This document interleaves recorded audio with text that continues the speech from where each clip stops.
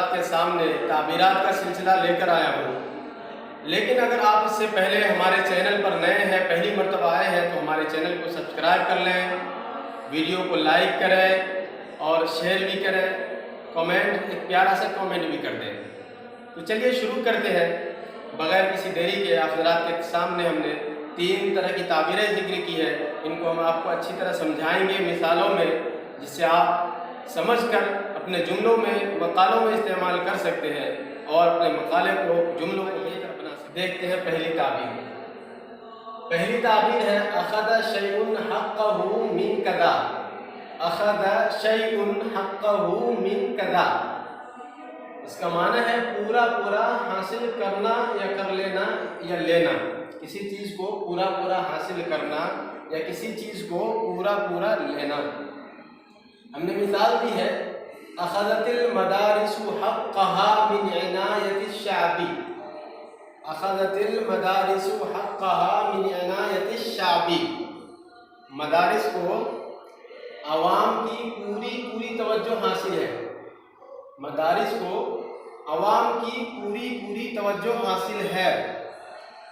تو امید ہے کہ آپ کو پہلی تعبیر پورے طور پر سمجھ میں آ گئی ہوگی۔ آپ کو اس کے اندر تبدیلی کیا کرنی ہے؟ فعل اگر آپ جو ہے اس کے اعتبار سے، زمانے کے اعتبار سے، اپنے آرٹیکل مضمون کے اعتبار سے آپ دیکھ لیجئے گا۔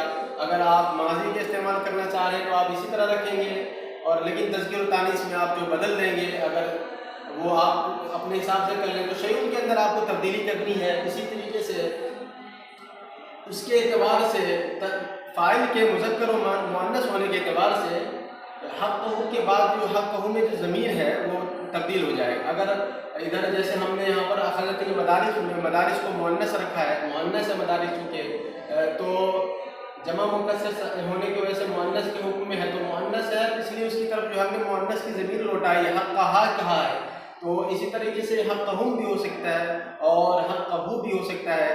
آپ اپنے فاعل کے اعتبار سے ذکر کر دیجئے گا، من کے بعد جس چیز کی توجہ حاصل ہے یا جس چیز کو اس نے پورا وصول کیا ہے، اس کے وہ من کے بعد اس کو ذکر کریں گے۔ تو امید ہے کہ اس طرح آپ کو پہلی تعبیر پورے طور پر کلیئر ہو گئی اور پورے طور پر آپ کو سمجھ میں آخری تعبیر کو۔ دوسری تعبیر ہے، یہ تعبیر ہم نے کل بھی اپنے ویڈیو میں ذکر کیا تھا، اس تعبیر کو بیان کیا تھا، لیکن میرے خیال سے بہت سارے لوگوں کو یہ تعبیر اس وقت سمجھ میں نہیں آئی ہے، تو آج میں نے اس کو دوبارہ ذکر کیا اور سوچا ہے کہ آپ حضرات کے سامنے پورے طور پر اس کو واضح کر دوں۔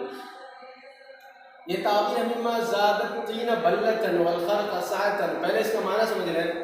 تین کے معنی آتے ہیں، تین کے معنی آتے گیلی مٹی، اور بلۃ کے معنی گیلا کرنا، تو گیلا میں اور جو بڑھ جائے، گیلی مٹی ہو تو وہ اور بڑھ جائے گی، تو وہ اس کا مطلب ہوا کہ کسی چیز کا اور مزید بڑھ جانا۔ چلو اس کو بھی اور سمجھتے ہیں۔ اور خرق کا معنی پھٹن ہوتا ہے، تو پھٹن اور ساتن کے معنی کشادگی، یعنی جو پھٹن ہے اس میں اور کشادگی پیدا ہو جائے۔ تو اب جس چیز میں کشادگی پیدا ہو جائے، اس ایک محاورہ ہے سمجھ لیجئے آپ، یا آپ جو اس کو مثل سمجھ لیجئے، یہ اسی طرح استعمال ہوتا ہے، اس کو اسی طرح استعمال کریں گے۔ یہ کسی چیز کو بڑھنے، بڑھانے اور حد پار کر جانے کے لیے استعمال ہوتا ہے۔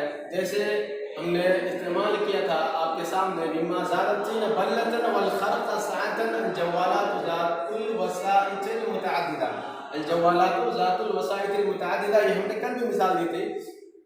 تو اصل میں زادت تین، چونکہ تینہ مفعول ہے تو اس کے بعد زیادہ فعل متعدی ہے، تو تینہ مفعول ہو رہا ہے، تو اس کا مطلب ہے کہ اس کے بعد جو اس کا فاعل آئے گا، تو الجوالات ذات الوسائط المتعددہ، یہ کیا ہے؟ فاعل ہے اس کا۔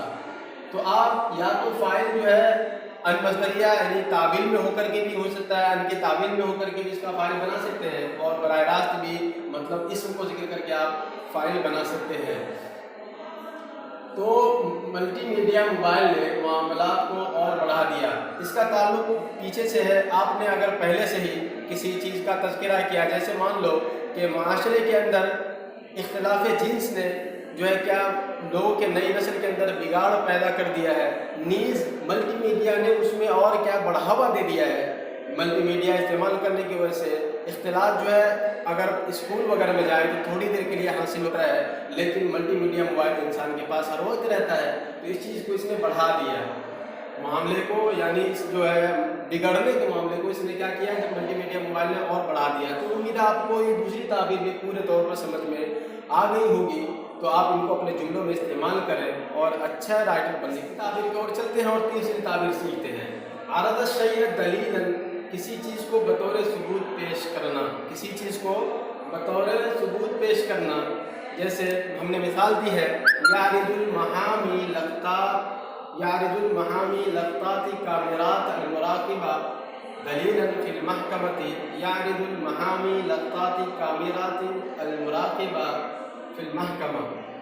वकील कोर्ट में सीसीटीवी फुटेज को बतौर सबूत पेश करता है, वकील कोर्ट में सीसीटीवी फुटेज को बतौर सबूत पेश करता है।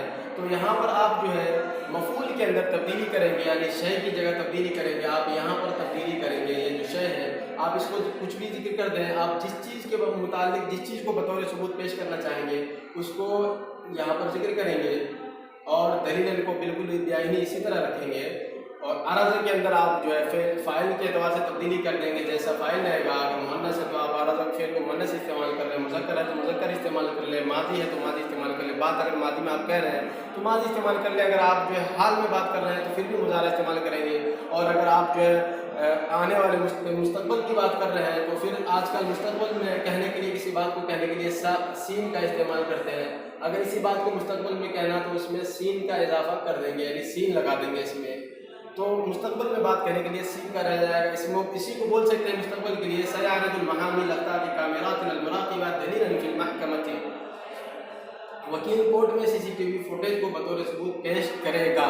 तो आप इस चीज़ का खास ख्याल रखें, पहले मुज़ारा अगर बगैर सीन के इस्तेमाल करेंगे तो इसका माना आम तौर पे जो है हाल के लिया जाएगा, और अगर आप सीन के साथ इस्तेमाल करें, अगर आप मुस्तक़बल में इसी मानों को अदा करना चाह रहे हैं तो आप उससे पहले सीन लगा दें।